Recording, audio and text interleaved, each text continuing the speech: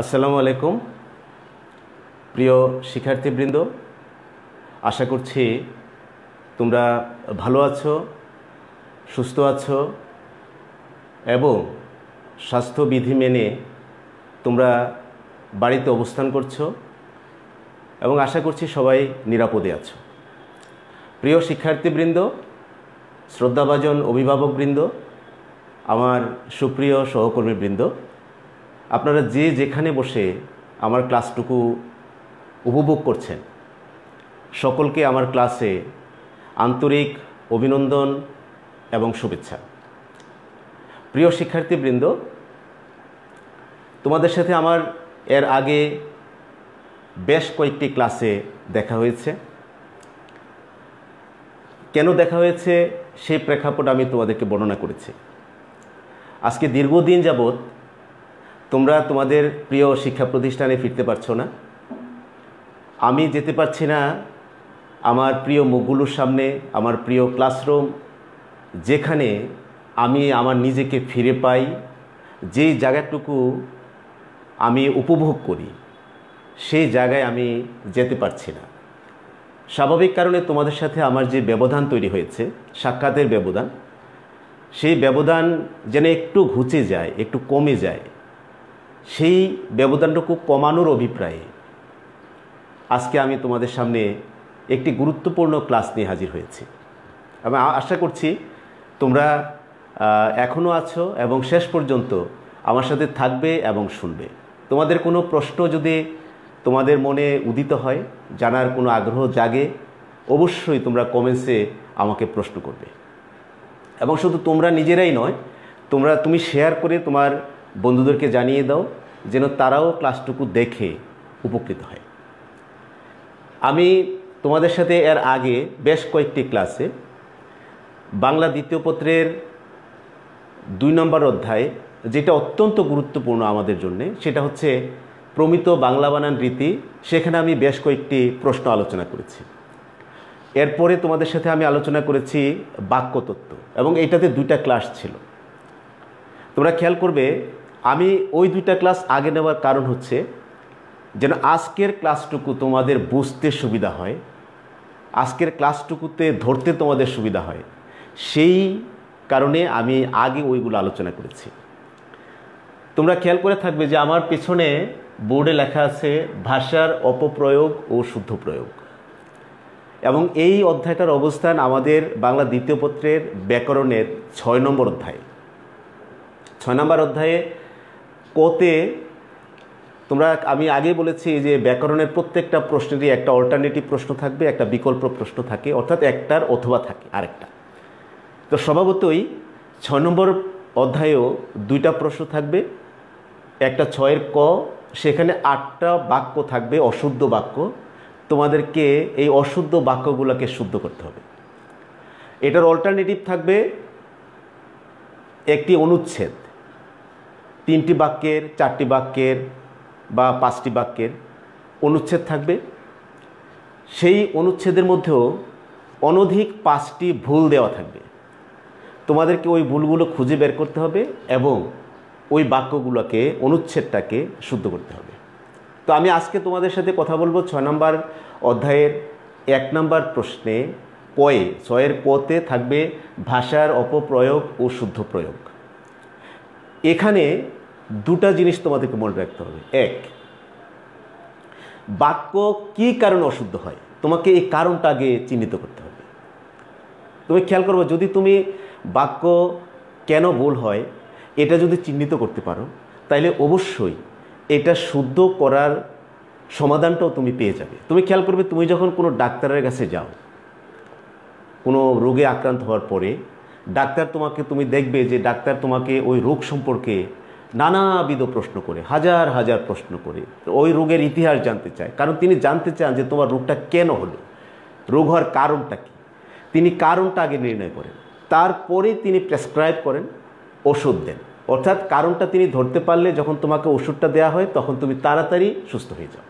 তো এখানেও কিন্তু আমাদের বাক্য অশুদ্ধির যে কারণগুলো আছে, সেই কারণগুলো আমরা যদি চিহ্নিত করতে পারি, অবশ্যই সমাধান আমরা করতে পারব। আমি বা 2 নম্বর প্রশ্নের মানে বাক্য বাংলা দ্বিতীয় পত্রের 2 নম্বর প্রশ্নের মানে প্রমিত বাংলা বানানের নিয়ম, রস্বইকার ব্যবহারের নিয়ম, দীর্ঘইকার ব্যবহারের নিয়ম, নত্যবিধান এবং সত্যবিধান সম্প্রতি আলোচনা করেছি, তোমাদের নিশ্চয়ই মনে আছে, খেয়াল রেখেছো হয়তো। সেখানে কিন্তু বানান ভুলের কারণগুলো কেন ভুল হয় তার শুদ্ধের কারণও কিন্তু বলেছে। তোমরা যদি একটু মনে রাখো তাহলে তোমাদের জন্য সুবিধা হয়। বাক্যতত্ত্বে বাক্য অশুদ্ধির বেশ কিছু কারণ কিন্তু আছে। আমি আবারও তোমাদেরকে একটু স্মরণ করে দেই, তোমাদের মনে হয়তো আছে, তারপর আমি বলে নিচ্ছি। তোমরা খেয়াল করো, বাক্য অশুদ্ধির কারণ অনেকগুলো কারণ আছে, অনেকগুলো কারণ। এর মধ্যে 6-7টা কারণ আছে, একেবারে প্রধানতম কারণ। এই কারণগুলো থাকলে তো বাক্য অশুদ্ধ হবেই। এগুলোর পাশাপাশি কিন্তু অনেক আরও ছোটোখাটো অনেক ভুল ত্রুটি হয়, যেগুলা অবশ্যই আমাদেরকে এই ত্রুটিগুলো সংশোধন করে বাক্যগুলো শুদ্ধ করতে হবে। আর তোমরা খেয়াল রাখতে হবে, যদি বাংলায় যদি ভালো করতে চাও, আমি এভাবে বলি, যদি বাংলায় তুমি A+ পেতে চাও, তাইলে তোমাকে বাংলা সেকেন্ড পেপারের ব্যাকরণের 30 নাম্বার তোমাকে এনশিওর করতে হবে। 30-এ 30 যদি তুমি পাও, তাহলে তুমি নিশ্চিত থাকবে অন্তত সেকেন্ড পেপারে তুমি অবশ্যই A+ পাবে। আর যদি তুমি এখানে তোমার নাম্বার হেরফের হয়ে যায়, কমে যায়, উঠে যায়, নেমে যায়, সেই ক্ষেত্রে তোমার A+ থেকে তুমি হয়তো একটু দূরে সরে যাবে। তাইলে তোমাকে যদি A+-এর টার্গেট রাখো, তাইলে তোমাকে অবশ্যই ব্যাকরণে যে 30 নাম্বার আছে, সেই 30 নাম্বার তোমাকে এনশিওর করতে হবে। এবং এই 30 নাম্বার কিন্তু তুমি চাইলেই এনশিওর হবে না। তুমি তো মনে করো যে হ্যাঁ আমি পেয়ে যাব, it is not so easy. এটা কিন্তু আসলে খুব সহজ নয়। এখানে তোমাকে অনেক শ্রম দিতে হবে এবং ব্যাকরণের অংশটা কিন্তু চর্চার বিষয়, তোমাকে অনেক প্র্যাকটিস করতে হবে। কারণ তোমরা জানো যে practice makes a man perfect. তুমি যত চেষ্টা করবে ততই তুমি পারফেক্ট হবে। তো যাই হোক, প্রিয় শিক্ষার্থীবৃন্দ, আমরা বাক্য অশুদ্ধির কারণগুলো একটু জেনে নিই। খেয়াল করে 1 নম্বর কারণ হচ্ছে বাক্যের অত্যাবশ্যক গুণ যদি না থাকে তাহলে বাক্য অশুদ্ধ হবে। অত্যাবশ্যক গুণগুলো মনে আছে, আকাঙ্ক্ষা, আসক্তি, যোগ্যতা যদি না থাকে তাহলে বাক্য অশুদ্ধ হবে। রীতি সিদ্ধ অর্থবাচকতা না থাকলে, আমি সংক্ষেপে বলে যাচ্ছি, দুর্বোধ্যতা, বাহুল্য দোষ, গুরু চণ্ডালী দোষ, বাগধারার শব্দ পরিবর্তন, উপমার ভুল প্রয়োগ। আমি যখন বাক্যতত্ত্ব আলোচনা করেছি সেখানে কিন্তু এই বিষয়গুলো দীর্ঘ আলোচনা করেছি, উদাহরণ দিয়েছি। এগুলোতে আমরা আজকে যাব না, কারণ আমাদের আজকে আরও অনেক কিছু জানতে হবে, শিখতে হবে। এই 7-8টা কারণ ছাড়াও আরও বেশ কিছু কারণ আছে যেগুলো আমরা বলা এবং লেখার ক্ষেত্রে ভুল করে থাকি সাধারণত।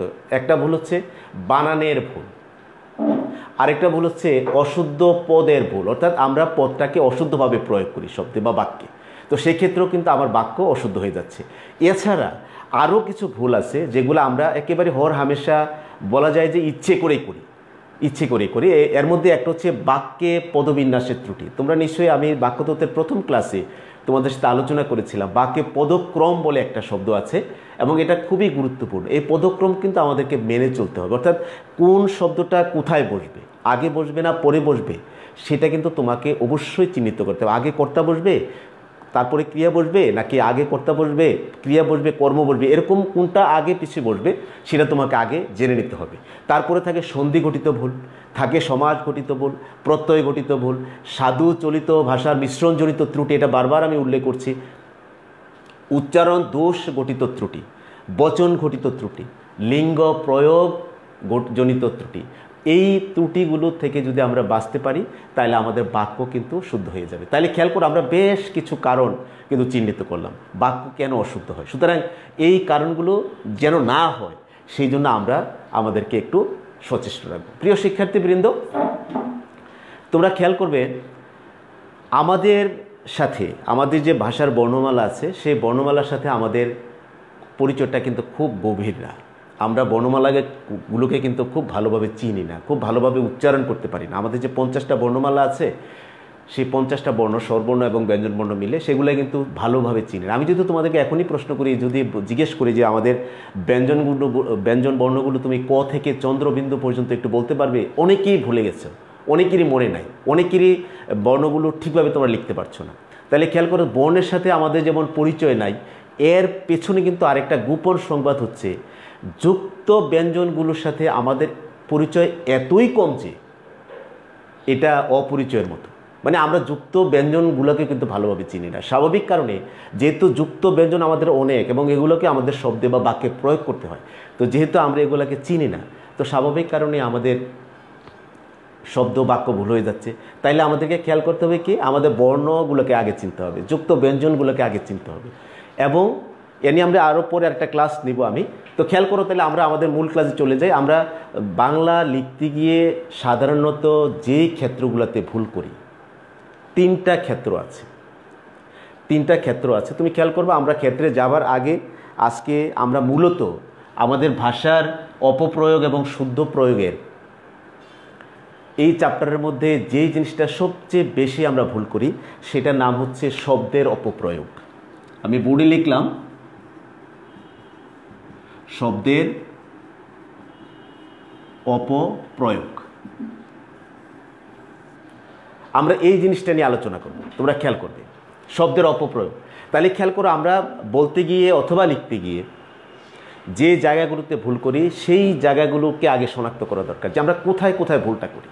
ওই জায়গাগুলো যদি চিহ্নিত হয়, ভুলের কারণগুলো যদি চিহ্নিত হয়, তাহলে তো আমাকে আর শুদ্ধ করতে কষ্ট করতে হবে না বা বেগ পেতে হবে না। তো সুতরাং তাহলে খেয়াল করো, আমরা ভুল করি তিনটা জায়গায়। নিশ্চয়ই তোমরা আমার বুকটা দেখতে পাচ্ছ, আমার আঙ্গুল সেখানে নির্দেশ করেছে, আমি আঙ্গুলে নির্দেশ করেছি। তিনটা ক্ষেত্রের মধ্যে প্রধানতম ক্ষেত্র হচ্ছে বানানের ক্ষেত্রে। বানানের ক্ষেত্রে আমরা প্রধানতম ভুলটা করি। কেন করি সেটা আমি একটু পরে বর্ণনা করছি। বাক্যে ব্যবহৃত শব্দাবলী নির্ভুল লেখার ক্ষেত্রে, অর্থাৎ বাক্যে যে আমি শব্দগুলো লিখব সেই শব্দগুলো যেন নির্ভুল হয় সেভাবে আমাকে কিন্তু লিখতে হবে, নাহলে কিন্তু আমার বাক্য অশুদ্ধ হয়ে যাবে। তোমরা খেয়াল করবে, আমরা মুখে যা বলি তা যখন লিখতে যাই, স্বাভাবিক কারণে লিখতে গেলেই সংযুক্ত ব্যঞ্জনগুলো চলে আসে। অর্থাৎ এই বর্ণগুলা কি জোড়ায় বসবে নাকি আলাদা আলাদা বসবে, কোনটার পরে কোনটা বসবে, এটা কিন্তু জানা আমার জন্য অত্যন্ত জরুরি। যদি এইটা আমি না জানি তাহলে কিন্তু আমার বাক্য কিন্তু অশুদ্ধ হয়ে যাবে। 3 নম্বর ক্ষেত্র হচ্ছে বাক্য গঠনের ক্ষেত্রে, এবং এই তিনটা ক্ষেত্র হলো আমার ভুল করার জায়গা। আমি এই ভুল করার জায়গাগুলো থেকে নিজেকে কি করব, তুলে আনবো, ফিরে আসবো এখান থেকে। তাহলে খেয়াল করো, আমরা তিনটা ক্ষেত্র নির্বাচন করলাম।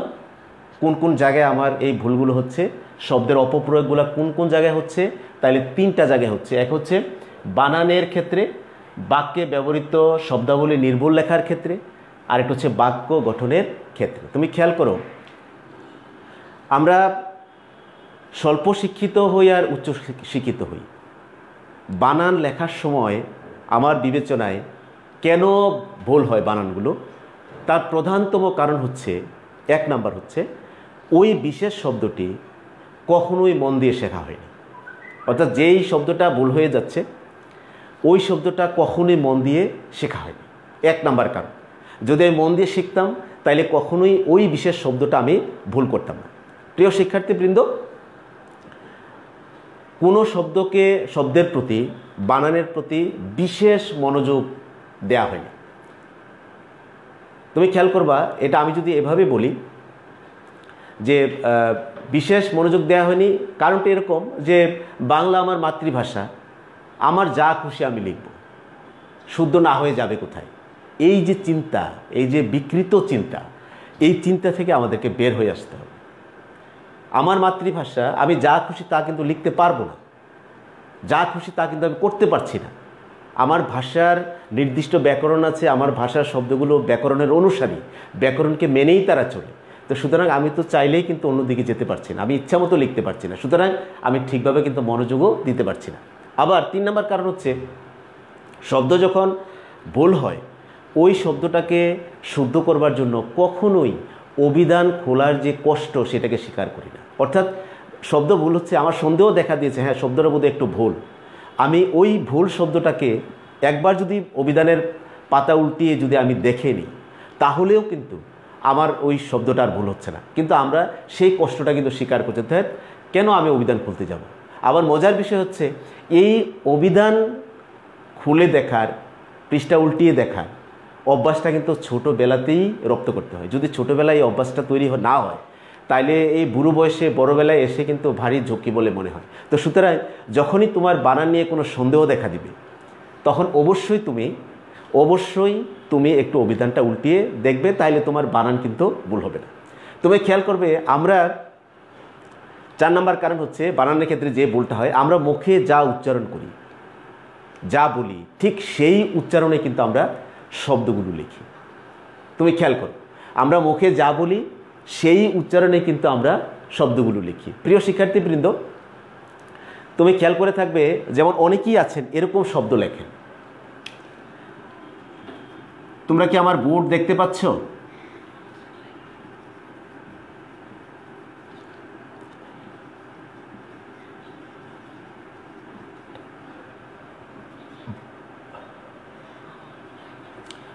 এই যে গেল, যেন, কয়েকটা, বলল, বিখ্যাত বিখ্যাত কবি সাহিত্যিকদের রচনায় কিন্তু এই শব্দগুলো আমরা পেয়ে থাকি, এবং এই শব্দগুলো যতবার থেকে ততবারই বিস্ময়ে অভিভূত হয়ে যায়। হ্যাঁ, নিজেকে ছোট মনে হয় যে নিজের ভাষার শব্দগুলোতে কত বিকৃতি করে আমরা ব্যবহার করছি। প্রিয় শিক্ষার্থীবৃন্দ, তাহলে খেয়াল করো, আমরা মুখে যা উচ্চারণ করলাম, গেল, তারপরে যেন, কয়েকটা, তারপরে বলল, এবং ইদানিংকালে ফেসবুকের কল্যাণে একটা বিশেষ শব্দ নজরে পড়েছে, সেটা হলো কি একটা অবস্থা। কি একটা অবস্থা, খেয়াল করো, কি একটা অবস্থা লিখতে আমরা যা করেছি,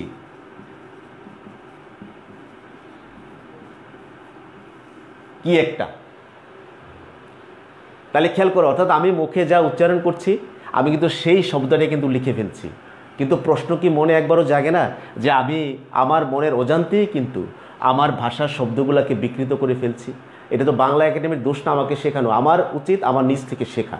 তো সুতরাং আমার মনে হয় যে তোমরা নিজে যা বলো, মুখে যা বলো, সেটাই কিন্তু তোমরা উচ্চারণ করে ফেলবে। আমি আমার চাকরি জীবনের শুরুতে একটা জেলায় চাকরি করেছিলাম, ব্রাহ্মণবাড়িয়া জেলায়।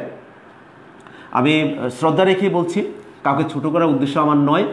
ব্রাহ্মণবাড়িয়া জেলার মানুষের মুখের উচ্চারণ, ওরা খ স্পষ্ট করে উচ্চারণ করে না, খকে ওরা হ উচ্চারণ করে। যেমন খাওয়া, আমরা বলি খাওয়া দাওয়া করেছেন, ওরা বলে হাওয়া দাওয়া করছেন। এই যে খাওয়া, হাওয়া।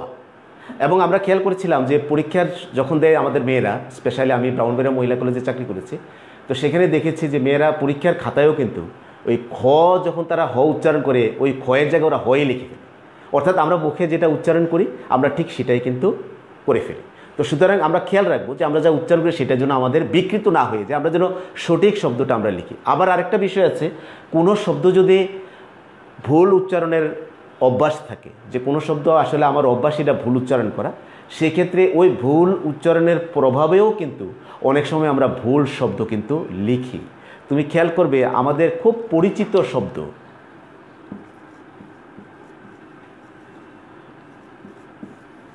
এটা কিন্তু সঠিক নয়, ভূমিষ্ঠ নয়, ভূমিষ্ঠ, এটা আসলে হবে ঠ দিয়ে, মূর্ধন্যস্বর ঠ সংযুক্ত হবে, কিন্তু আমরা লিখি ভূমিষ্ঠ। আমরা লিখি মুষ্টি, আসলে মুষ্টি না, এটা মুষ্টি। এক মুষ্টি ভিক্ষা দিলেন, মুষ্টি মানে এক মুঠ, ট হবে।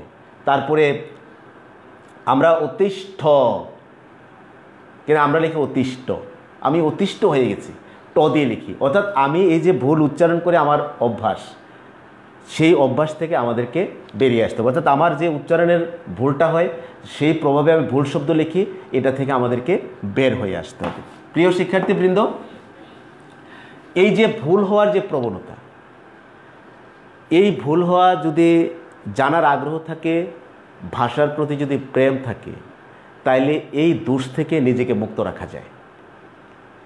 আর সঠিকভাবে বানান জানা, বানান লেখা, সেটা লেখার জন্য, সঠিকভাবে বানান লেখার জন্য, বলার জন্য, উচ্চারণের জন্য এই দু চারটা নিয়ম আছে, এগুলো একটু জেনে নিলে কোনো অসুবিধা নেই। আর এই দু চারটা নিয়মের মধ্যে এগুলো খুব কঠিন নিয়মও নয়, যেগুলো আমি বেশ কয়েকটা আছে বেশ মজার, এগুলো এমনি এমনি মনে রাখা যায়। এগুলো একটু জেনে নিলে আমাদের এই যে বানান অশুদ্ধ হয়, সেই অশুদ্ধ থেকে আমরা কিন্তু একটু মুক্ত থাকতে পারি। প্রিয় শিক্ষার্থীবৃন্দ, তোমরা খেয়াল করবে, আমরা যখন বাক্য লিখি, বাক্যে ব্যবহৃত শব্দাবলী আমরা যখন লিখি, তখন আমরা কিন্তু বাক্যের শব্দগুলো কিন্তু এলোমেলো করি না। তাতে কি হয়, বাক্যের অর্থ বোধগম্য হয় না, অর্থাৎ বাক্যের অর্থটা ভালোভাবে বোঝা যায় না। এই জন্যে বাক্যের অন্তর্গত শব্দগুলোকে সঠিকভাবে সাজাতে হবে। তার মানে হচ্ছে, অর্থাৎ কোন শব্দের পরে কোনটা বসবে, আগে বসবে না শব্দগুলো পরে বসবে, নাকি শব্দগুলো জোড়ায় বসবে, এগুলো জানা অত্যন্ত জরুরি। তোমরা খেয়াল করবে, মাতৃভাষা যেহেতু বাংলা, বাংলা আমরা কিন্তু স্বভাবতই বাংলা আমরা বলতে পারি, ভালোভাবেই বলতে পারি, বলাটা কিন্তু আমাদের রপ্ত হয়েই যায়। শুদ্ধ করে কথা বলাটা আমাদের প্রায় রপ্ত হয়েই যায়, কিন্তু গণ্ডগোলটা বাদে লিখতে যখন লিখতে যাই তখনই আমাদের গণ্ডগোলটা লেগে যায়। কেন? কারণ আমরা যখন কথাগুলো বলি তখন কথা বলার সময় এই অশুদ্ধিটা কিন্তু খুব বেশি ধরা পড়ে না। কেন? কারণ আমি যখন বাক্যটা বলি তখন এই বাক্যটা কিন্তু মুখ, চোখের অঙ্গভঙ্গি, আমার দেহের অঙ্গভঙ্গি, আমার বাকযন্ত্রের সাহায্যে সেই অশুদ্ধিটা কিন্তু আমি কাটিয়ে উঠতে পারি। কিন্তু আমি যখন লিখতে যাই তখন কিন্তু আমাকে সঠিকভাবেই কিন্তু লিখতে হয়। এই লেখাটাই কিন্তু আসলে জরুরি, কারণ আমি সকল কথা তো বলে প্রকাশ করব না, অনেক কথা তো আমাকে লিখতে হচ্ছে। স্পেশালি তোমরা যারা আমাদের শিক্ষার্থী তারা তো এটা বলেই কিন্তু তোমার খাতায় লিখে কিন্তু নম্বর নিতে হবে। তুমি খাতায় লিখবে, আমি তোমার খাতা দেখব, দেখার পরে আমি যখন প্লিজড হব, আনন্দিত হব যে তোমার লেখা দেখে আমি খুব খুশি হয়েছি, তখন আমি তোমাকে ভালো নম্বর দিব। আমি কি এমনি এমনি দিব? মোটেও না। সুতরাং এই নির্ভুল লেখার অভ্যাসটা আমাদেরকে অবশ্যই রপ্ত করতে হবে। তুমি খেয়াল করো, বাক্য গঠনের ক্ষেত্রে সবচেয়ে বেশি ভুল হয় অসতর্কতার কারণে। বাক্য আমরা যখন লিখি তখন এতটাই অসতর্ক থাকি যে আমরা বাক্য যে ভুল হয়ে যাচ্ছে সেটা কিন্তু মোটেও খেয়াল রাখি না। তুমি খেয়াল করবে, আমি একটা উদাহরণ দিই তাহলে তোমাদের বুঝতে সুবিধা হবে। তোমরা আমার বোর্ডটাতে একটু গভীরভাবে পর্যবেক্ষণ করো, লক্ষ্য করো। আমি লিখলাম পুরো ঘরটাকে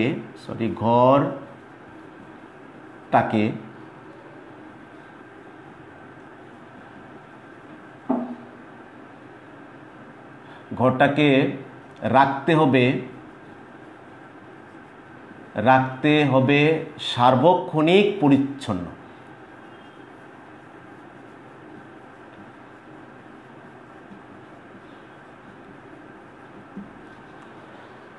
পুরো ঘরটাকে রাখতে হবে সার্বক্ষণিক পরিচ্ছন্ন। প্রিয় শিক্ষার্থীবৃন্দ, আমি যদি তোমাকে বলি যে বাক্যটাকে সঠিক না অশুদ্ধ, তোমরা কি বুঝতে পারবে?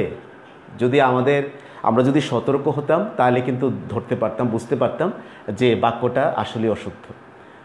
তাইলে আমাদের শুদ্ধ করতে হবে কী করে? জানতে হবে যে আমাকে কোথায় আমার অশুদ্ধিটা হচ্ছে। আমি কিন্তু আগেই বলেছি, আমাদের অশুদ্ধির কারণটা যদি আমরা জানি তাহলে কিন্তু শুদ্ধ করাটা আমাদের জন্য খুব বেশি কঠিন কিছু অসুবিধার জায়গা না। তোমরা খেয়াল করবো, আসলে বাক্যটা ভুল। পুরো ঘরটাকে রাখতে হবে সার্বক্ষণিক পরিচ্ছন্ন, এইটা অশুদ্ধ বাক্য। এটার শুদ্ধ হচ্ছে পুরো ঘরটাকে রাখতে হবে সার্বক্ষণিকভাবে পরিচ্ছন্ন। তাহলে খেয়াল করো, এই ভাবে শব্দটা, এই অব্যয়টা যদি আমরা সার্বক্ষণিকের সাথে যুক্ত করে দেই, সার্বক্ষণিকভাবে পরিচ্ছন্ন, তাইলে আমাদের বাক্যটা শুদ্ধ হয়ে যাচ্ছে। অর্থাৎ বাক্য শুদ্ধ করার ক্ষেত্রে আমাকে সবচেয়ে বেশি সতর্কতা অবলম্বন করতে হবে। একটু অসতর্ক হলেই আমাদের বাক্যটা অশুদ্ধ হয়ে যাবে।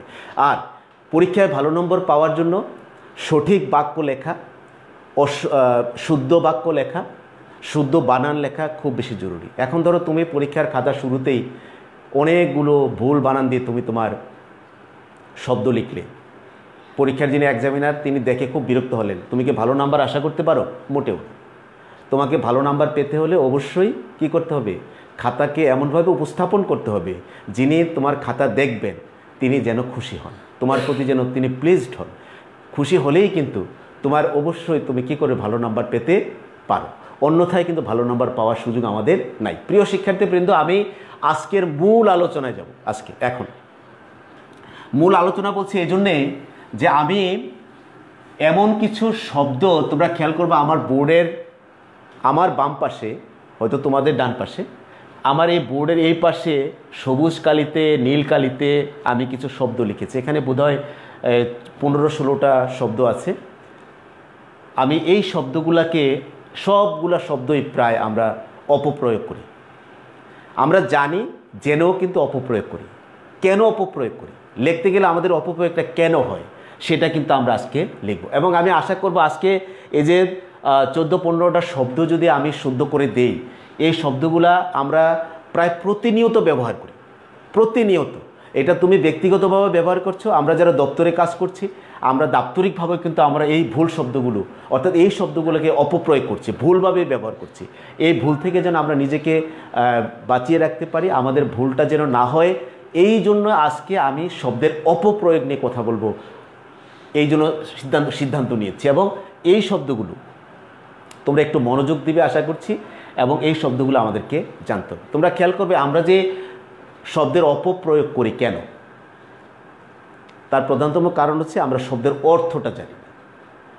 শব্দের সঠিক অর্থ না জানা থাকার কারণেই কিন্তু আমাদের শব্দটা কিন্তু কি হয়, ভুল হয়, অপপ্রয়োগ হয়। এই অপপ্রয়োগ থেকে যদি বাঁচতে চাই তাইলে আমাদেরকে শব্দগুলোকে শুদ্ধভাবে প্রয়োগ করতে হবে। আর যদি না পারি তাইলে ভাষার অপপ্রয়োগ ও শুদ্ধ প্রয়োগের ওই জায়গায় যে অশুদ্ধ বাক্যগুলো দেয়া থাকবে অথবা যে অশুদ্ধ অনুচ্ছেদটা দেয়া থাকবে সেই অনুচ্ছেদটাকে কিন্তু আমি শুদ্ধ করতে পারবো না। তো সুতরাং এই প্রতিনিয়ত যে শব্দগুলোকে আমরা অপপ্রয়োগ করি, ভুলভাবে ব্যবহার করি, সেই শব্দগুলো আজ থেকে জানার পরে আর ভুল করব না, এই ওয়াদা কিন্তু আমরা করে যাই। তাহলে খেয়াল করো প্রিয় শিক্ষার্থীবৃন্দ, প্রথম যে শব্দটা প্রায় ব্যবহার করতে দেখি এবং আমি হতভম্ব হয়ে যাই এই শব্দটার ব্যবহার দেখে, সেই শব্দটা হচ্ছে অত্র। অত্র নিশ্চয় তোমাদেরও মনে পড়েছে। অত্র শব্দের অর্থ হচ্ছে এখানে,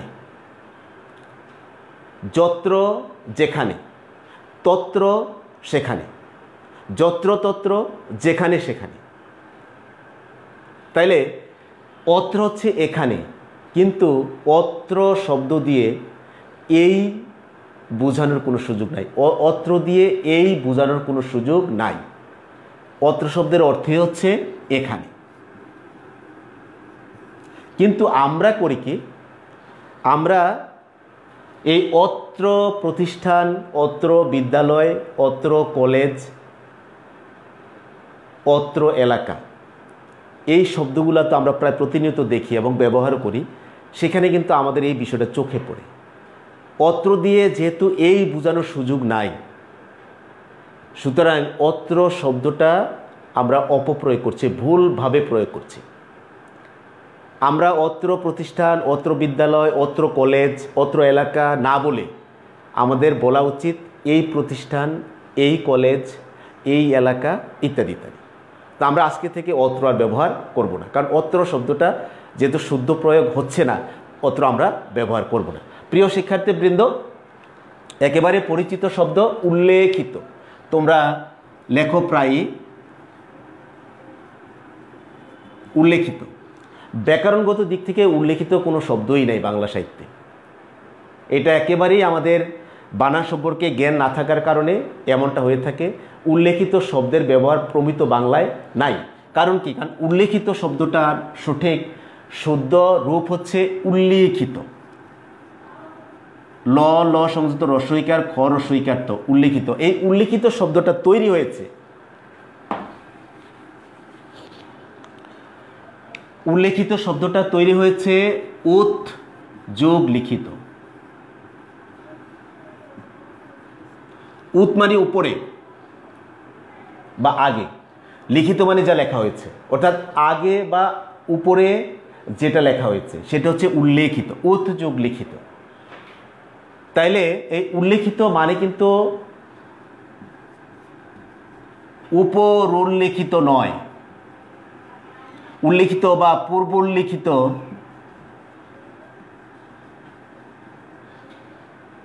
উপর উল্লেখিত দিয়ে কিন্তু এই শব্দগুলো ব্যবহার করার কোনো সুযোগ নাই। আবার উল্লেখিত শব্দ উল্লেখ থেকেও আসে না। সুতরাং এই ভুল শব্দটাকে আমরা এতটা ব্যবহার করেছি, এবার এটা এমনভাবে আমাদের মগজে ধারণ করে আছে যে এটাকে যখন আমরা শুদ্ধটা লিখতে যাই উল্লেখিত, তখন আমাদের নিজেদের কাছে একটা খটকা লাগে যে আমি কি লিখছি। তো সুতরাং এটা আমাদের এই অভ্যাস করে নিতে হবে, শুদ্ধটা শিখে নিতে হবে আমাদের প্রয়োজনে, আমাদের ভাষার প্রয়োজনে, ভাষার সৌন্দর্যের প্রয়োজনে, আমার নির্ভুল উত্তর লেখার প্রয়োজনে, আমার ভালো নম্বর পাওয়ার প্রয়োজনে আমাকে কি করতে হবে? সঠিক শব্দগুলো জেনে নিতে হবে। শব্দের অপপ্রয়োগ না জেনে আমরা শুদ্ধ প্রয়োগটা জেনে নেব। ঠিক আছে? তাইলে খেয়াল করো, আমরা আজ থেকে উল্লেখিত লিখব, উল্লেখিত নয়। তারপরে খুব বেশি চোখে পড়ে শব্দ উপরোক্ত। উপরোক্ত, উপরোক্ত বলে কোনো শব্দ বাংলা ডিকশনারিতেই নাই, কিন্তু আমরা ব্যবহার করছি। আমরা ব্যবহার করছি কেন? ওই যে অর্থ না জানার কারণে। এই অর্থ জানাটা আমাদের জন্য জরুরি। অর্থ জানি না বলে কিন্তু উপরোক্ত শব্দটা আমরা ভুলভাবে ব্যবহার করছি, অর্থাৎ শব্দ নাই কিন্তু একটা শব্দ আমরা বানিয়ে ব্যবহার করে ফেলছি। আমরা লিখছি যে উপরোক্ত আলোচনার প্রেক্ষিতে আমি একটু পরে কথা বলবো, এই প্রেক্ষিতে আমরা বুঝতে পারছি যে নবাব সিরাজউদ্দৌলা একজন দেশ প্রেমিক নবাব ছিলেন, শাসক ছিলেন, ইত্যাদি ইত্যাদি। কিন্তু উপরোক্ত শব্দ দিয়ে কিন্তু উপরে উল্লেখিত এটা বুঝায় না, এটা একটা ভুল শব্দ। আসলে শব্দটা হবে উপরিউক্ত, উপরিউক্ত অথবা উপরযুক্ত, উপরযুক্ত। তাহলে খেয়াল করো, আমার উপরোক্ত লেখার তো প্রয়োজন নেই, যেহেতু আমার শুদ্ধ শব্দ আছে আমি জানি, সেহেতু আমি লিখব শুদ্ধটাই। উপরিউক্ত আলোচনার পরিপ্রেক্ষিতে আমরা বুঝতে পারি যে নবাব সিরাজউদ্দৌলা একজন দেশপ্রেমিক এবং প্রজা হিতৈষী নবাব ছিলেন, শাসক ছিলেন। তার সময়ে তার প্রজারা খুব সুখে স্বাচ্ছন্দ্যে দিন যাপন করেছে, এটা আমরা বলতে পারি। উপরযুক্ত আলোচনার পরিপ্রেক্ষিতে বলতে পারছি উপরযুক্ত, আমরা উপরোক্ত আর লিখব না। ক্লিয়ার? ওকে প্রিয় শিক্ষার্থীবৃন্দ, প্রেক্ষিত,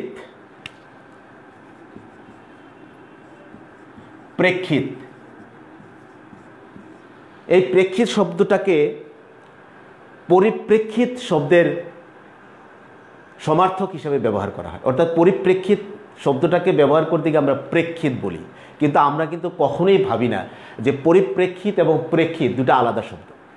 প্রেক্ষিত শব্দটা আসছে প্রেক্ষণ থেকে। প্রেক্ষণ শব্দের অর্থ হচ্ছে দৃষ্টি। এটা যখন বিশেষণ হয় তখন হয়ে যায় প্রেক্ষিত। প্রেক্ষিত উচ্চারণ হচ্ছে প্রেক্ষিত, আমি উচ্চারণটাও লিখে দিচ্ছি, প্রেক্ষিত, প্রেক্ষিত তার মানে হচ্ছে দৃষ্টি দেওয়া। তাহলে খেয়াল করো, তাহলে প্রেক্ষিত শব্দের সাধারণত আমরা যদি এটা অর্থ দ্বারাই দেখি তাহলে হবে দৃষ্টি দেওয়া। কিন্তু পার্সপেক্টিভ অথবা যদি ব্যাকগ্রাউন্ড অর্থে পরিপ্রেক্ষিত তুমি বোঝাতে চাও তাহলে তোমাকে অবশ্যই পরিপ্রেক্ষিতে ব্যবহার করতে হবে, প্রেক্ষিত বলার কোনো সুযোগ নাই। তো সুতরাং পরিপ্রেক্ষিতের অল্টারনেটিভ শব্দ প্রেক্ষিত কখনোই হতে পারে না। আমরা আজ থেকে কখনোই প্রেক্ষিত শব্দটা ব্যবহার করব না যদি প্রয়োজন না হয়। যদি দৃষ্টি অর্থে আসে, প্রেক্ষণ অর্থে আসে, দৃষ্টি দেওয়া অর্থে আসে, সেই ক্ষেত্রে আমরা প্রেক্ষিত ব্যবহার করব, কিন্তু পার্সপেক্টিভ অথবা ব্যাকগ্রাউন্ড অর্থে আমরা অবশ্যই পরিপ্রেক্ষিত ব্যবহার করব। প্রিয় শিক্ষার্থীবৃন্দ, আরেকটি শব্দ আছে ফলশ্রুতি, যে শব্দটার ব্যবহার দেখে ফলশ্রুতি,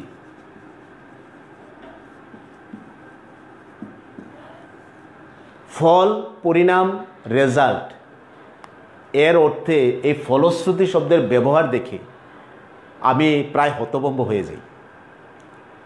বাংলা বানান সম্পর্কে আমাদের যে চিন্তাহীনতা, এটাই কিন্তু এর জন্য দায়ী। ফলশ্রুতি, শ্রুতি শব্দের অর্থ হচ্ছে শোনা, শ্রবণ করা। কি শ্রবণ করা? ফল। কি ফল? পূর্ণ কর্মের কি ফল হতে পারে এটার বিবরণ শোনাই হচ্ছে ফলশ্রুতি। তার মানে হচ্ছে শ্রুতির সাথে পূর্ণ কর্মের একটা যোগাযোগ আছে, সম্পর্ক আছে। কিন্তু আমরা করছি কি, ফলাফল, পরিণাম, পরিণতি ইত্যাদি অর্থে কিন্তু আমরা ফলশ্রুতি ব্যবহার করছি। কিন্তু পরিণাম, পরিণতি, ফল, ফলাফল এগুলো আমরা ব্যবহার করব বাক্যে যখন যেটা প্রয়োজন হয়। কিন্তু ফল, ফলাফল, পরিণাম, পরিণতি ইত্যাদি শব্দের সমার্থক হিসাবে অথবা অল্টারনেটিভ হিসাবে কখনোই ফলশ্রুতি ব্যবহার করার সুযোগ নাই, যেহেতু ফলশ্রুতি আলাদা অর্থযুক্ত একটা শব্দ। ফলের সাথে শ্রুতির অর্থাৎ পূর্ণকর্মের সাথে শ্রুতির একটা চমৎকার সম্পর্ক আছে। এই জন্য ফলশ্রুতি কিন্তু রেজাল্ট বা ফলাফলের মানে সমার্থক শব্দ হতে পারে না। আমরা ফলশ্রুতি যেখানে প্রয়োজনে ফলশ্রুতি লিখব, যদি আমার যেখানে ফলাফল, পরিণাম, পরিণতি প্রয়োজনে সেখানে আমি সেটাই লিখব। সহসা, এরপরে শব্দ হচ্ছে সহসা। সহসা পত্রের উত্তর দিও, এরকম বাক্য কিন্তু আমরা লিখি। তার মানে কি, এখানে সহসা বলতে কি শীঘ্রই বোঝানো হয়েছে, তাড়াতাড়ি বোঝানো হয়েছে, সত্তর বোঝানো হয়েছে? এক্স্যাক্টলি এইটাই কিন্তু এখন আমরা পত্রিকাতেও দেখতে পাই। কিন্তু সহসা শব্দের অর্থ হচ্ছে হঠাৎ, অকস্মাৎ, অতর্কিতভাবে। কিন্তু পত্রিকাতেও আমরা দেখি সহসা বলতে ওরা ব্যবহার করছে শীঘ্রই, তাড়াতাড়ি, দ্রুত। এই যে সহসা পত্রের উত্তর দিও, অর্থাৎ শীঘ্রই তুমি পত্রের উত্তর দিও, এই শব্দটা এই যে প্রয়োগ, এটা হচ্ছে শিষ্টচলিত বাংলার অপপ্রয়োগ, চমৎকার অপপ্রয়োগ, আমি বলবো চরম অপপ্রয়োগ। কারণ সহসা দিয়ে কখনোই সত্তর বোঝাবার দরকার নেই, কারণ সহসা শব্দের অর্থই হচ্ছে হঠাৎ, অতর্কিতভাবে, অকস্মাৎ। তো যেহেতু এটা অন্য অর্থ বহন করে, শীঘ্রই অর্থে এই সহসাকে ব্যবহার করা যাবে না। তবে বাংলাদেশের কোনো কোনো অঞ্চলে শীঘ্র অর্থে সহসা ব্যবহার করে, যেটা একটা আঞ্চলিক ব্যবহার্য শব্দ, সহসাকে শীঘ্র ব্যবহার করা। কিন্তু প্রমিত বাংলায়, চলিত বাংলায়, শিষ্ট বাংলায় সহসাকে শীঘ্র অর্থে ব্যবহার করার কোনো সুযোগ নাই। আমরা সহসাকে সহসাই লিখব। খুব বেশি গুরুত্বপূর্ণ অপপ্রয়োগ শব্দের, তোমরাও খেয়াল করে প্রায় দেখি, চলাকালীন সময়ে,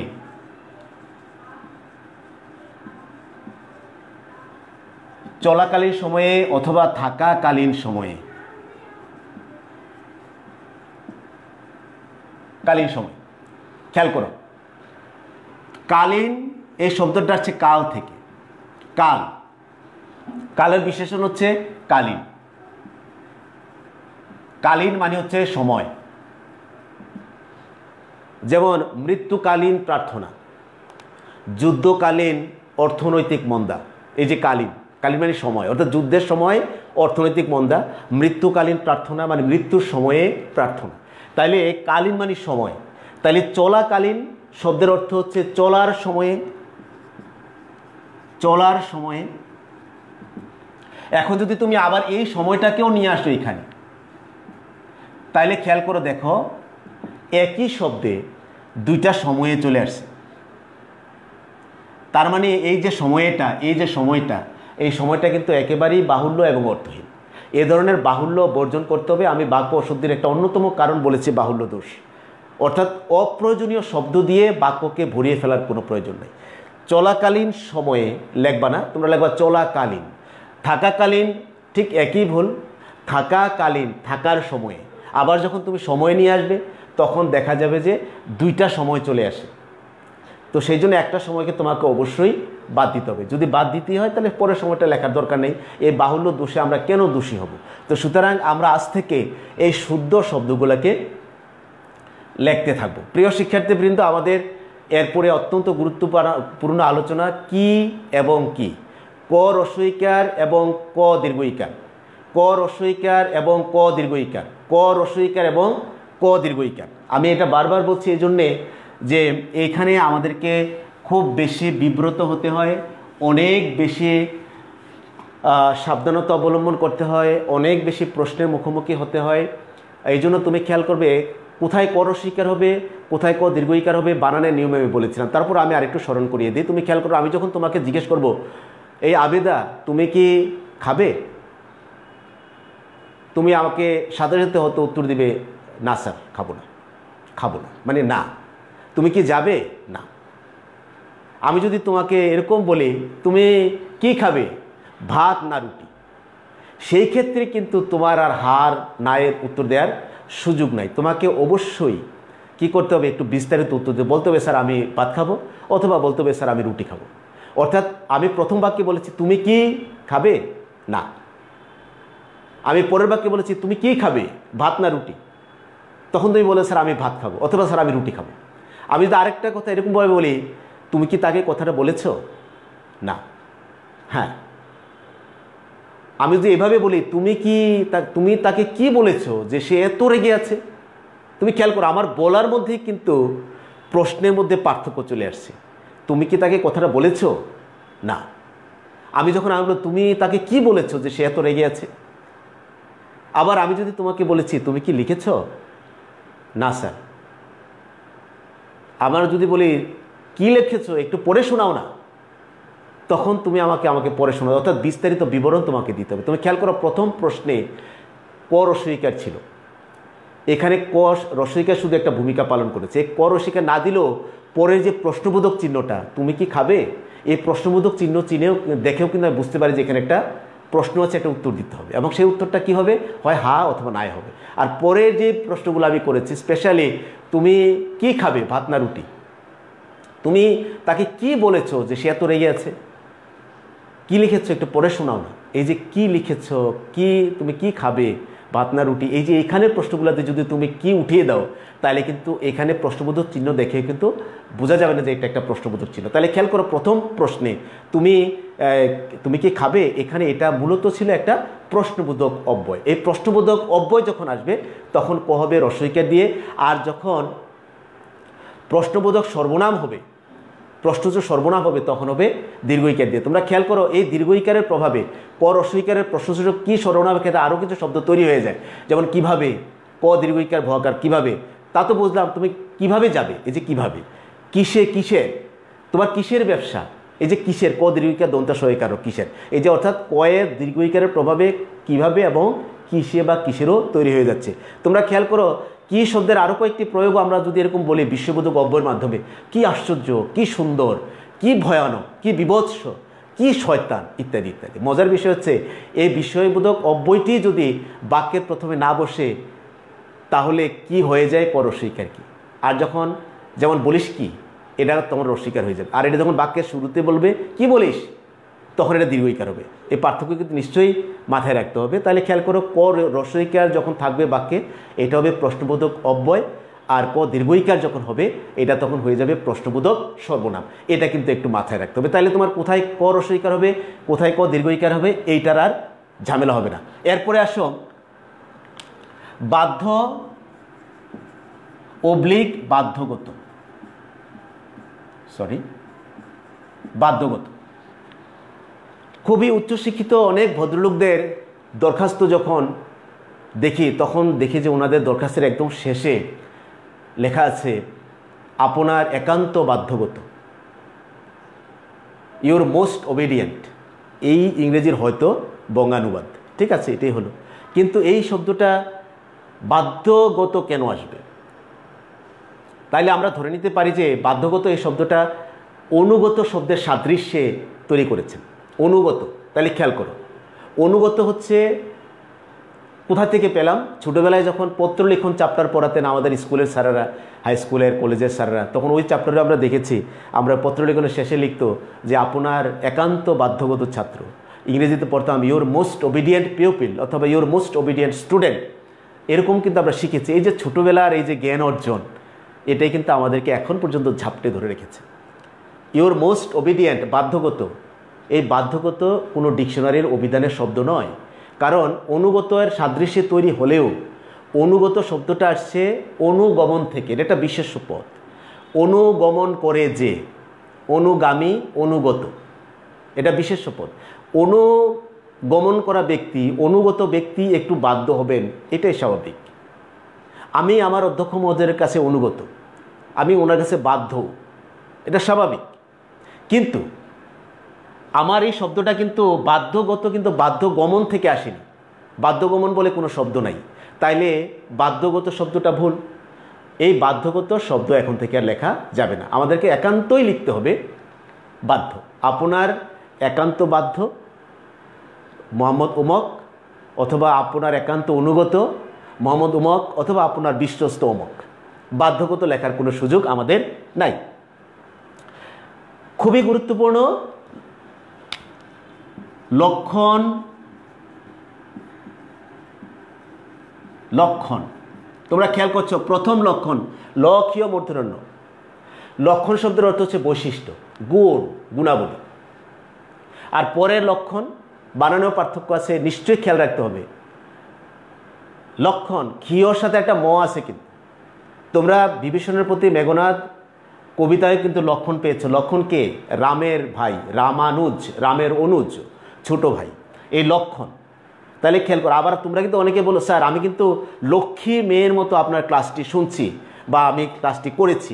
লক্ষ্মী মেয়ে, লক্ষ্মী লিখতে কিন্তু ল, এই যে ক্ষীয়ের সাথে ম দিয়ে লক্ষ্মী লিখতে হবে, খেয়াল রাখতে হবে।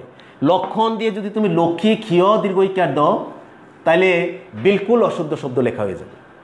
আমরা তো আজকে যে আলোচনা করছি সেটা তো আমাদের অপপ্রদ থেকে বাঁচার জন্যই।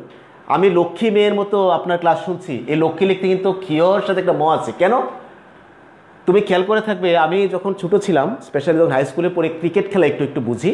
ভারতের একজন ক্রিকেট প্লেয়ার ছিলেন VVS লাক্সম্যান, ইংরেজি নাম। তা আমি যখন পড়েছি কিরে লাক্সম্যান আমার মানুষের নাম হয় নাকি, লাক্স তখন বাংলাদেশের বিখ্যাত সাবানের নাম, লাক্স সাবান, লাক্স সাবান এখনও আছে। তো লাক্সম্যান, তো পরে যখন কলেজে উঠলাম আর একটু বুঝতে শিখলাম, ইংরেজি পেপার পড়তে শিখলাম, বাংলা পেপার পড়তে শিখলাম, তখন দেখলাম যে আসলে ওনার নামটা হচ্ছে VVS লক্ষণ, ওই যে লক্ষণ, রামের ছোটো ভাইয়ের বানান দিয়ে লাক্সম্যান, লক্ষ্মীপুর, লক্ষ্মী, এই যে লক্ষ্মীপুর জেলার নাম লক্ষ্মী, লক্ষ্মীপুরের বানান হচ্ছে LAXI, লক্ষ্মী PEY, লক্ষ্মীপুর। তাহলে মানে কি, লক্ষ্মীতে অবশ্যই ক্ষীয়র সাথে একটা ম থাকবে। যদি তুমি মটা বাদ দাও তাহলে তুমি কিন্তু আমার লক্ষ্মী মেয়ে আর হতে পারবে না, তুমি অলক্ষ্মী হয়ে যাবে। তো সুতরাং তোমাকে লক্ষ্মী হইতে হলে ক্ষীয়র সাথে ম দিয়ে তোমাকে অবশ্যই লিখতে হবে, না কিন্তু বানান ভুল হয়ে যাবে। লক্ষ্য এবং লক্ষ্য কোথায় জফলা হবে, কোথায় জফলা হবে না? লক্ষ্য, লক্ষ্য একটাতে জফলা আছে আরেকটাতে নাই, একটা বিশেষ্য আর একটা ক্রিয়াপদ, এটা ক্রিয়াপদ। তুমি যখন বিশেষ্য হিসাবে ব্যবহার করবে তখন হয়ে যাবে ক্ষীয় জফলা, আর যখন ক্রিয়াপদ হিসাবে তুমি ব্যবহার করবে তখন হয়ে যাবে এটা জফলা ছাড়া। তাহলে খেয়াল করতে হবে, বাট দুইটা শব্দই কিন্তু নজর, দৃষ্টি অর্থেই কিন্তু, উদ্দেশ্য অর্থেই কিন্তু ব্যবহৃত হয়, এবং দুইটা বাক্যের মধ্যে একটু এদিক সেদিক হয়ে ব্যবহৃত হয়, কিন্তু একই ধরনের অর্থ কিন্তু অনেক সময় প্রকাশ করে। তুমি খেয়াল করো, আমি যদি এরকম লিখি আমার লক্ষ্য দেশের উন্নতি,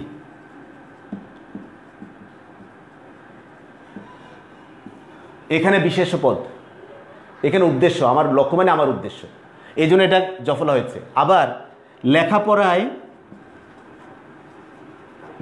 লেখাপড়ায় তার লক্ষ্য নাই, লক্ষ্য এখানে কিন্তু নজর অর্থে, দৃষ্টি অর্থে, এখানে লেখাপড়ায় তার লক্ষ্য নাই মানে তার এখানে নজর নাই। আবার লেখাপড়ায় তার লক্ষ্যই নেই, এই লক্ষ্য কিন্তু নজর বা উদ্দেশ্য। তাহলে খেয়াল করবা, একটু মনে রাখতে হবে, যখন আমরা বিশেষ্য হিসাবে ব্যবহার করব তখন এটাকে জফলা দিয়ে লিখবো, আর যখন ক্রিয়াপদ হিসাবে লিখবো তখন এটাকে জফলা ছাড়া লিখতে হবে। বাক্য যখন তুমি লিখবে অর্থটাকে চিনে লিখতে হবে, অর্থ চিনে যখন তুমি লিখবে তখন তোমার কিন্তু কোনো ধরনের ভেজালার থাকবে না। প্রিয় শিক্ষার্থীবৃন্দ, আরও বেশ কিছু শব্দ আছে, যেমন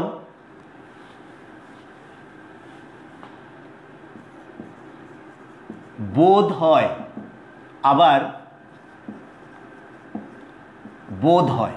তুমি খেয়াল করো, শব্দ কিন্তু একই, এটাতে শুধু মাঝখানে একটু স্পেস আছে, এটাতে দুটোটা জিনিস একসাথে লাগানো, কিন্তু যখন স্পেস দেই তখন এটার একটা অর্থ হয়, যখন স্পেস ছাড়া হয় তখন একটা অর্থ হয়। যেমন ধরো, এই বোধ হয় শব্দের অর্থ হচ্ছে মনে হয়, আর এই বোধ হয় মানে হচ্ছে সম্ভবত। তাইলে দেখো যে এ শুধু একটা স্পেসের কারণে কিন্তু শব্দটা প্রায় একরকম, কিন্তু অর্থটা কিন্তু আমূল পরিবর্তন হয়ে যাচ্ছে। তো সুতরাং তুমি যখন শব্দ ব্যবহার করবে, এই ধরনের আরও অনেক শব্দ আছে, যেমন তারপর যখন লিখি স্পেস দিয়ে তখন একটা থাকবে, আবার তারপর যখন আমরা লিখবো তখন আরেকটা স্পেস চালালে তখন আবার অর্থের পরিবর্তন হয়ে যায়। সেম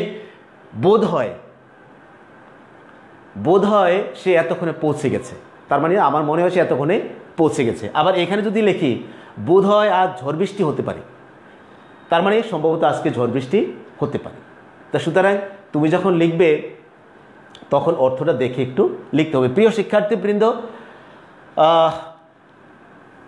ভূত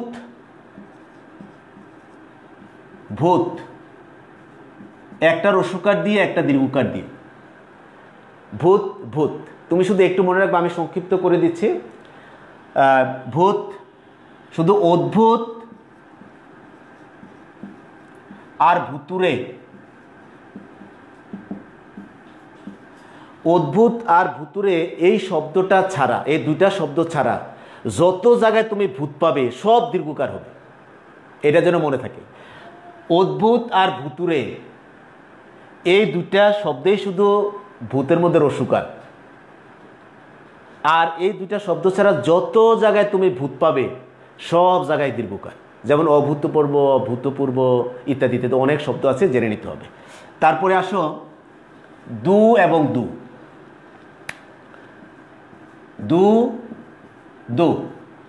দ রস্যকার দ দীর্ঘকার। তুমি খেয়াল করো, দ রস্যকার এবং দ দীর্ঘকার, কোথায় রস্যকার হবে কোথায় দীর্ঘকার হবে এটা আমাদেরকে জেনে নিতে হবে। তুমি খেয়াল করো, দুটাই কিন্তু উপসর্গ। আর তোমরা জানো যে উপসর্গের কাজ হচ্ছে শব্দের আগে বসা, এবং তার প্রধানতম দায়িত্ব হচ্ছে নতুন শব্দ গঠন করা, কারণ এটা একটা শব্দ তৈরির কারখানা, আর শব্দের অর্থের পরিবর্তন করা। তাইলে উপসর্গ যেহেতু শব্দের আগে বসে এবং শব্দের অর্থের পরিবর্তন করে, নতুন নতুন শব্দ তৈরি করে, কিন্তু আমাদের এই দু এবং দু কোথায় রস্যকার হবে কোথায় দীর্ঘকার হবে, তোমরা শুধু মনে রাখবে দূর এবং দূরত্ববাচক, দূর এবং দূরত্ববাচক এই শব্দ ছাড়া যত জায়গায় তুমি দূর পাবে সব জায়গায় হবে রস্যকার, দয় রস্যকার দু।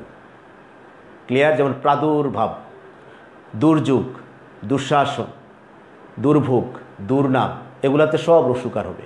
শুধু দূর আর দূরত্ববাচক শব্দ যদি হয় সেখানে আবার দয় নিচে দীর্ঘকার হবে। তবে কিছু ব্যতিক্রম আছে, যেমন দূষিত,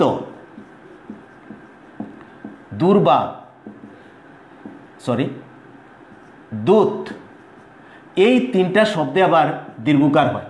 এই তিনটা ব্যতিক্রম ছাড়া বাকি সকল জায়গায় যদি দূরত্ববাচক আর দূর না হয় সেটা হবে অবশ্যই রস্যকার দিয়ে, আর দূরত্ববাচক হলে হবে দীর্ঘকার দিয়ে। প্রিয় শিক্ষার্থীবৃন্দ, আরেকটা জিনিস একটু বলে দেই, বেশি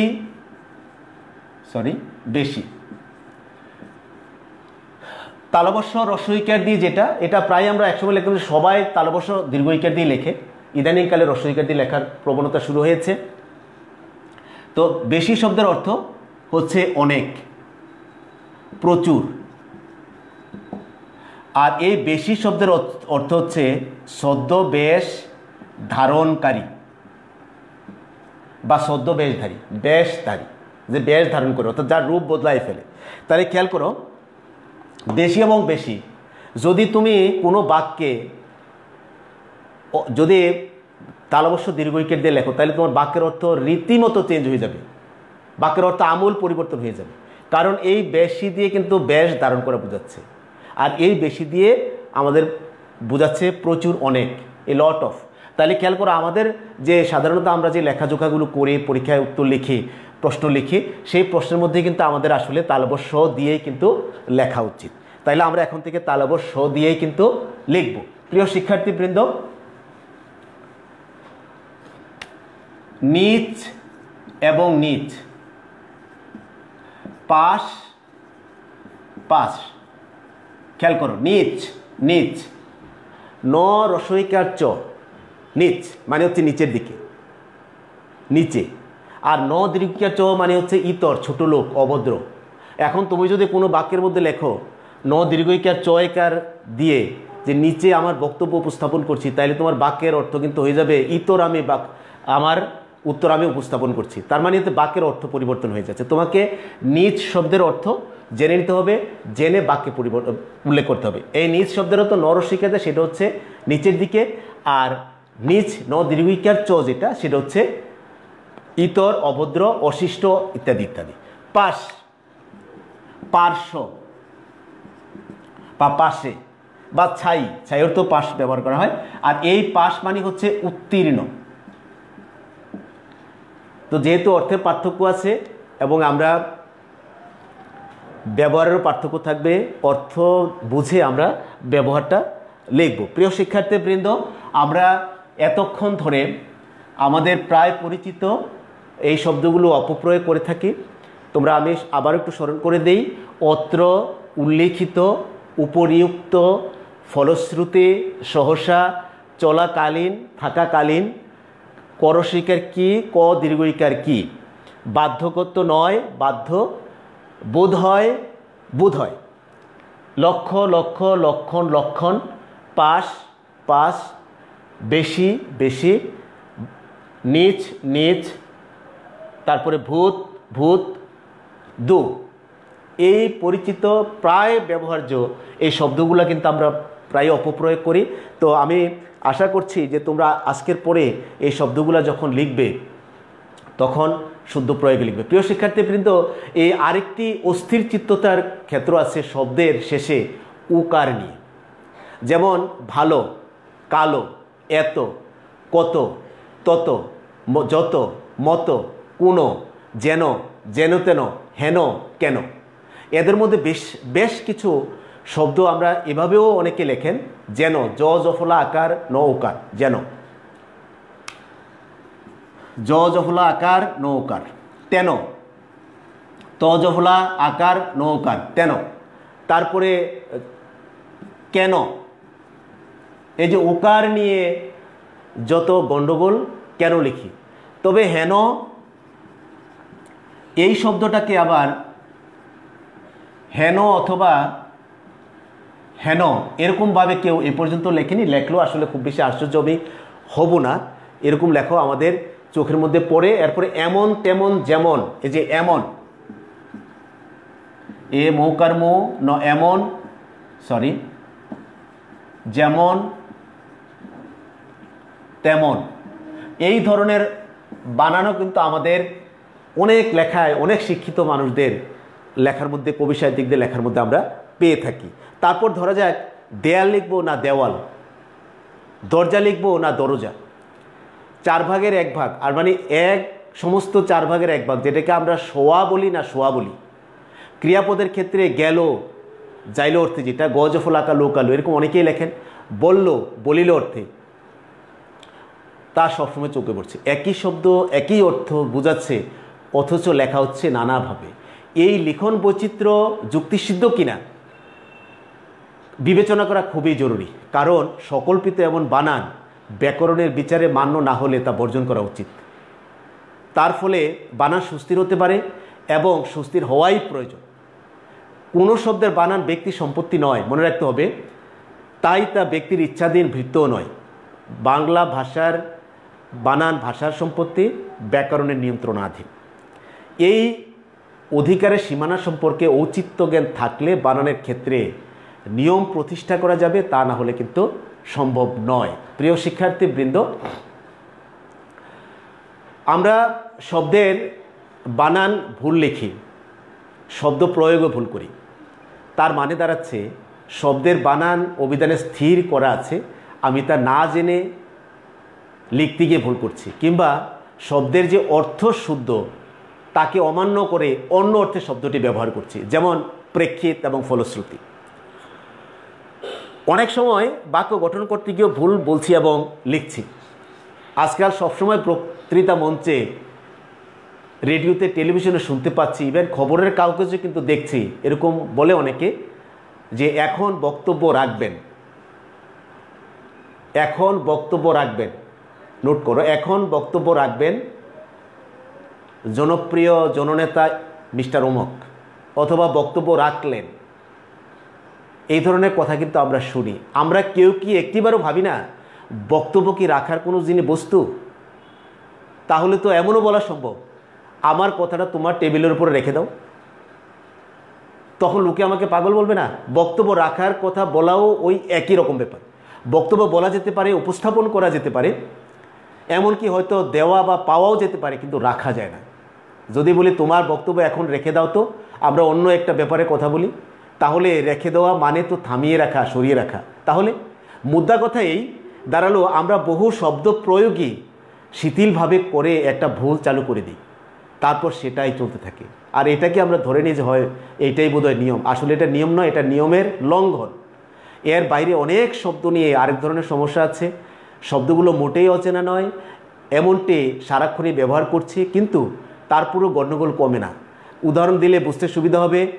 এমনি, এমনই, একরকম, একরকম একসাথে, তারপর আলাদা, তারপর একসাথে, আর, আরেক, একটু ফাঁকা আছে, আরেক। এদের মধ্যে কি কোনো পার্থক্য নেই? নিশ্চয়ই পার্থক্য আছে। আমরা এই পার্থক্যগুলো অবশ্যই মনোযোগ দিয়ে শিখব। প্রিয় শিক্ষার্থীবৃন্দ, ভাষার অপপ্রয়োগ ও শুদ্ধ প্রয়োগ এই অধ্যায়ের আলোচনায় বাংলা শব্দের অপপ্রয়োগ নিয়ে কথা বলেছি, এবং আমাদের পরিচিত যেগুলো আমরা হর হামেশাই ভুল করি সেই শব্দগুলোকে আমরা সঠিকভাবে একটু জেনে নিলাম। শিখে নিলাম যেন আমাদের ভবিষ্যতের যে উত্তরগুলো আছে সেই উত্তরগুলো লিখতে আমাদের সুবিধা হয়, আমরা যেন ভুলটা না করি। আমরা ভুল না করলে আমাদের নেক্সট জেনারেশন, পরবর্তী প্রজন্ম ভুলটা করবে না। আমরা যদি এটা শিখি তাহলে আমাদের অনেক কিছুতে আমরা শুদ্ধ রূপ অর্জন করতে পারবো, পরীক্ষায় ভালো করতে পারবো। তো তোমাদের সাথে অনেকক্ষণ তোমরা আমার সাথে ছিলে, আমাকে ধৈর্য ধরে শুনেছ, তোমাদের অভিভাবকরা শুনেছেন, সকলকে আন্তরিক ধন্যবাদ জানাই। তোমরা সুস্থ থাকবে এবং পরবর্তী ক্লাসে আরও একটি ইন্টারেস্টিং বিষয় নিয়ে আলোচনা করব। ততদিন তোমরা ভালো থাকবে। তোমাদের সকলকে ধন্যবাদ।